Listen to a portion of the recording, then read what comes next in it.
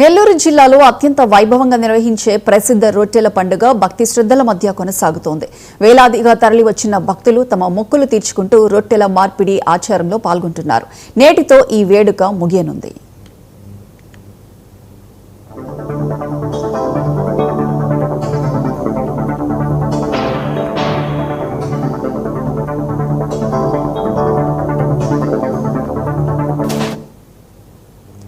నెల్లూరులోని బారా షహీద్ దర్గాలో జరుగుతున్న రొట్టెల పండుగకు రాష్ట్రం నలుమూలలతో పాటు ఇతర రాష్ట్రాల నుంచి కూడా భక్తులు భారీగా తరలివచ్చారు.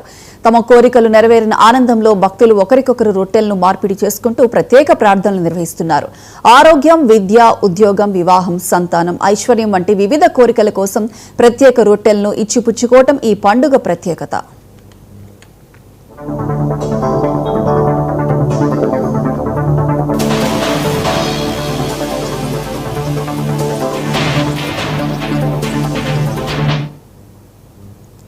మత సామరస్యానికి ప్రతీకగా నిలిచే ఈ వేడుకలో అన్ని వర్గాల ప్రజలు పాల్గొని భక్తి శ్రద్ధలు చాటుతున్నారు. భక్తుల రద్దీని దృష్టిలో ఉంచుకొని జిల్లా యంత్రాంగం విస్తృత ఏర్పాట్లు చేసింది. తాగునీరు, వైద్య సేవలు, పారిశుద్ధ్యం, ట్రాఫిక్ నియంత్రణతో పాటు భద్రత కోసం భారీ పోలీసు బందోబస్తు ఏర్పాటు చేశారు.